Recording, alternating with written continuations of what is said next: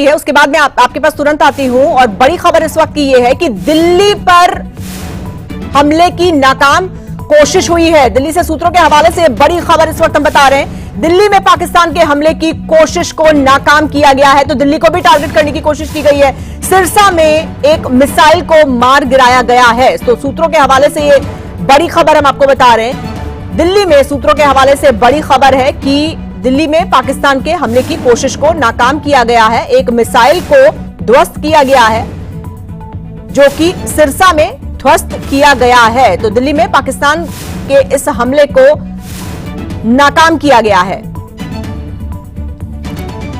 प्रफुल्ल बख्शी जी के पास चलते हैं। सर, अब जब टारगेट बढ़ता जा रहा है पाकिस्तान की हिमाकत का, तो अब ये कहना मुश्किल नहीं है कि क्या जम्मू, क्या राजस्थान, क्या गुजरात और क्या दिल्ली और लखनऊ?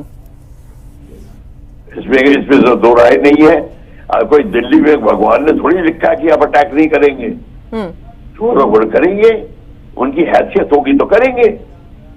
तो आप अपने कार्यक्रम करिए, आपको क्या करना है। सबसे पहली बात है मैडम, जब हमने ये सब कुछ शुरू हुआ है वो टेररिज्म के कारण शुरू हुआ है जी। टेररिज्म इसलिए हो रहा है क्योंकि पाकिस्तान करना चाहता है और आपके स्लीपर सेल्स उनकी आवभगत में लगे हुए हैं। आपके स्लीपर सेल्स मौजूद है, वो रिलीजियस बेस्ड स्लीपर सेल्स है और वो जो कश्मीर में सबसे ज्यादा है। और वैसे भी अगर आपकी मेमोरी को ठीक है तो आपको पता है पहाड़गंज में, लाजपत नगर में, आईने मार्केट में गड्ढे हो चुके हैं, बिल्कुल एक्सप्लोजन हो चुके हैं। तो वो क्या थे? स्लीपर सेल ही तो थे। आपके दिल्ली में स्लीपर सेल बैठे हुए हैं, हर जगह बैठे हुए हैं। आप उनके ऊपर कार्रवाई करने में देर कर रहे हैं। आप देर करेंगे तो आप पछताएंगे। बिल्कुल। बट सर, मैं जल्दी से आपका एक रिएक्शन उस पर भी चाहती हूं, क्योंकि आपने कहा कि अगर युद्ध घोषित होता है तो फिर जिनेवा कन्वेंशन जो है वो लागू हो जाता है और तमाम जो अंतर्राष्ट्रीय परिप्रेक्ष्य में स्थितियां जो है वो देखी जाएंगी। लेकिन जो एक बुरी खबर हम अपने लिहाज से कह सकते हैं और पाकिस्तान के लिहाज से जिसकी हम उम्मीद नहीं कर रहे थे, वो है IMF की तरफ से इनको फंडिंग सैंक्शन हो जाना, लोन सैंक्शन हो जाना। इसको आप कैसे देखते हैं? IMF का लोन इनको सैंक्शन हो जाने का मतलब है कि आप जितना चिल्ला रहे हैं कि पाकिस्तान टेररिस्ट है, ये वो है, कोई मंजूर नहीं किसी ने किया। लोग इनके साथ में है। मैं कब से कहता आ रहा हूं, मेरा गला सूख गया कहते कहते कि कोई आपकी परवाह नहीं करेगा, क्योंकि लोग चाहते नहीं है कि भारत का उत्थान हो, भारत ऊपर बढ़े।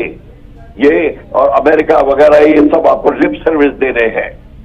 आप अपने आप को ही अब सोच के बैठे हैं कि लोग हमारी बड़े की परवाह कर रहे हैं। ये आपको अब आपकी आंखें खुल जानी चाहिए। तो सर, हम इंटरनेशनली कहां खड़े हुए हैं? मतलब इंटरनेशनली मैडम कोई ऐसी लाइन नहीं होती। सब आपको सपोर्ट करते हैं जब उनका काम निकल जाता है, और आप भी वैसे ही करते हैं। और सब उनका सपोर्ट अपने आप बंद हो जाता है जब आपका जरूरत नहीं होती। रशिया भी आपके पास तब तक खड़ा रहेगा जब तक आपकी जरूरत होगी और आपको रशिया की जरूरत होगी। ये काम इंटरनेशनल पॉलिटिक्स में ये धर्म वगैरह, सही गलत, पाप पुण्य नहीं होता। इसमें अपना इंटरेस्ट कहाँ है और नहीं है, ये होता है। बिल्कुल। लेकिन जिस तरह के स्टेटमेंट्स पिछले दिनों आए जब से ये स्थिति बनी है, तो उसका कुछ इन्फ्रेंस इस तरह से निकाला गया कि अमेरिका जो है उसने कह दिया कि भाई दोनों देश हैं वो देख लें अपना। चाइना भी साथ नहीं दे रहा है पाकिस्तान का, पाकिस्तान अलग थलग पड़ता जा रहा है। तो क्या इन स्थितियों को इस तरह से आंकना ठीक होगा? यही ठीक है, मैं बता रहा हूं आपको। चाइना पाकिस्तान का कोई माँ बेटे का रिश्ता थोड़ी है कि वो चाइना उसके साथ खड़ा रहेगा। चाइना तो उसको चूस रहा है, और जब तक उसका निकाल नहीं देगा पूरा का पूरा CPEC में उसका पूरा 130 बिलियन डॉलर का डेट चढ़ाया हुआ है। उसका पोर्ट ले लिया है, गवार पोर्ट, उधर श्रीलंका बंद होता, उधर बांग्लादेश में घुसा हुआ है, उधर म्यांमार में घुसा हुआ है। चाइना किसका सगा नहीं है? ना ही आपका, ना किसी का, ना कोई चाइना का सगा है। तो ये अपने इसलिए मैं कहता हूं, जब इंटरनेशनल पॉलिटिक्स में जब तक देश अपना हित नहीं देखेंगे, और सबसे बड़ी बात हमारी कमजोरी देशों की होती है, वो सिक्योरिटी को बड़ा मामूली समझते हैं, वो इधर उधर की बात करते रहते हैं। अभी तक हमने भारत ने सिक्योरिटी अगर देखी होती तो हमारी चाइना के बॉर्डर पे तैयारी बहुत पूरी हो गई होती कब की। अब ये गवर्नमेंट कर रही है सिर्फ, क्यों पुरानी गवर्नमेंट नहीं किया कि सब अपने अपने नाम कमाने में लगे थे, देखिए हम कितने महान हैं। ये सारा का सारा ये गलत फहमियां अब दूर हो रही हैं।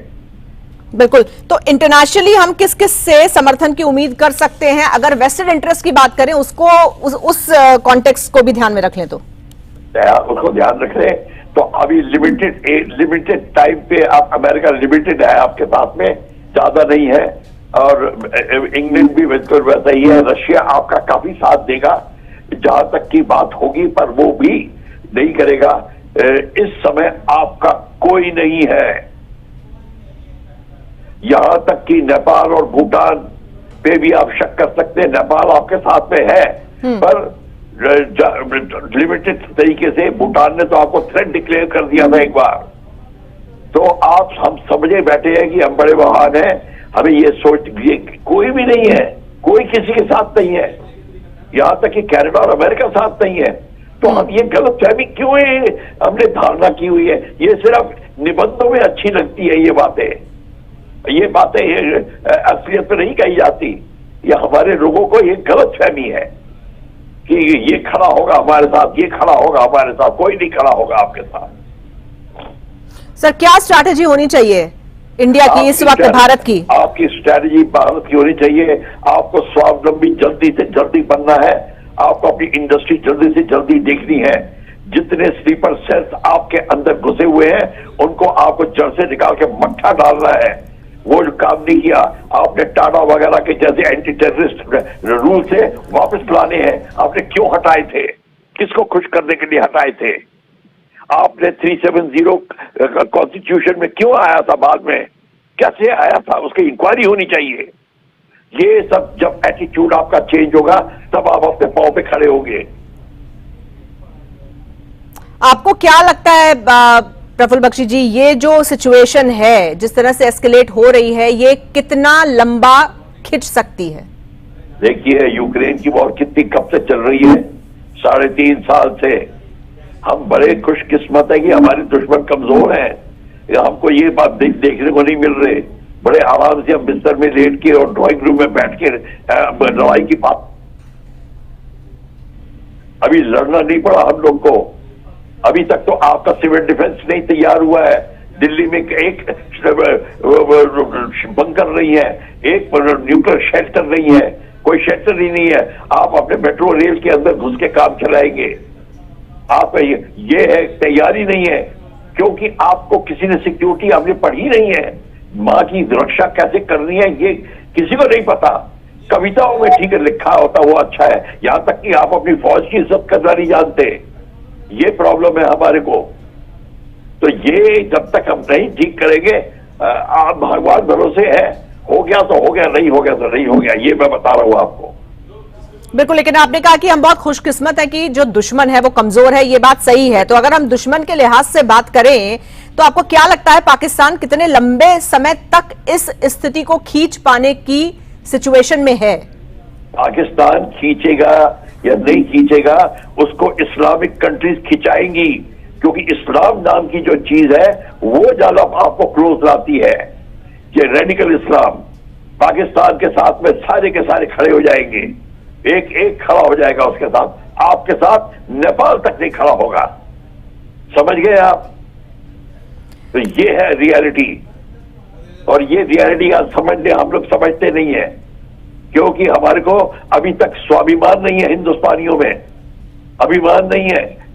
सर, लेकिन जिस तरह से हम कहते हैं कि पाकिस्तान पहले से ही एक बहुत ही कमजोर देश है, टूटा बिखरा देश है, उसकी इंटरनल स्थिति बहुत अच्छी नहीं है। वहां पर जो कुछ हो रहा है वो भी सबके सामने है। वो लोग अपना आर्मी चीफ इस स्थिति के बीच में उनको बदलना पड़ता है, शहबाज शरीफ को बंकर में छुपना पड़ता है, उनकी जो जनता है वो उनके साथ नहीं है। इधर बलूच जो है, BLA जो है वो उनको अटैक कर रही है, वो बलूचिस्तान को चाहते हैं। तो ऐसे में जो स्थितियां हैं वो पाकिस्तान की कोई बहुत खुशगवार स्थिति नहीं है। पाकिस्तान की बिल्कुल नहीं है, पाकिस्तान बिल्कुल नहीं है। वो बिल्कुल नाकाम और निकम्मा कंट्री है, पर उसको इस्लाम नीचे नहीं जाने देगा। ये मैं कह रहा हूं तो आप सुन क्यों नहीं रहे? इस्लाम नहीं उनको नीचे जाने देगा। वो उसका खून बड़ा तगड़ा है इस्लाम का, वो सारे मिलके उसको उठाएंगे। ये मैं बताने की कोशिश कर रहा हूं। वो सारे निकम्मे होंगे, इधर उधर सब चोरी कर रहे हैं, तो उनके आर्मी पैसा बनाने की में लगी हुई है, ये पक्का बात है। पर फिर भी देखिए आपको उसने आपके नींद हराम कर रखी है। कैसे कर रखी है? अगर वो इतना ही कमजोर है तो अब तक तो गिर गया होना चाहिए था। कैसे खड़ा है? तो इंडियन फोर्सेस की तरफ से जो रेस्ट्रेंट दिखाया जा रहा है प्रफुल्ल बख्शी जी, आपको लगता है कि वो रेस्ट्रेंट अब छोड़ देने का वक्त है? आप रेस्ट्रेंट क्यों दिखा रहे हैं? मेरे को तो पता नहीं। भगवान ने कहा आपको रेस्ट्रेंट दिखाने के लिए? किसने कहा? आप रेस्ट्रेंट क्यों दिखा रहे हैं? वो आप देखिए, आपको कोई मार रहा है और आप कह रहे हैं देखिए मैं तो रेस्ट्रेंट दिखा रहा हूं। किसने दिखा रहे हो? ये मेरे को इसका कोई जवाब कोई आप ये सवाल तो ऐसे ही है। आप बताइए क्यों दिखा रहे हैं हम रेस्ट्रेंट?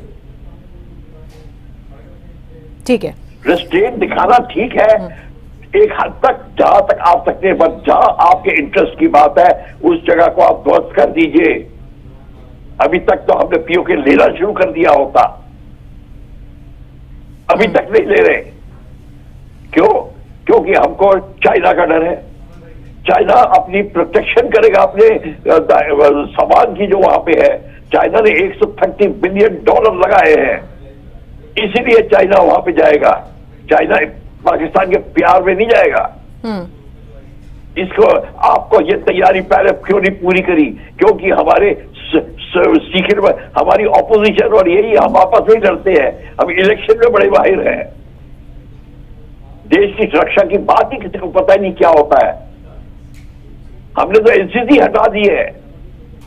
स्वाभिमान की कमी देखिए तो फिर है क्या? हमें सिर्फ अपने बॉलीवुड और हॉलीवुड और ये फैशन ये बातें करते हैं और हम बड़े महान थे। अशोका और समुद्रगुप्त चंद्रगुप्त की बातें करना जानते हैं, बस इतना है। ठीक है, बहुत शुक्रिया आपका प्रफुल्ल बख्शी जी हमारे साथ जुड़ने के लिए और इस चर्चा के लिए बहुत धन्यवाद।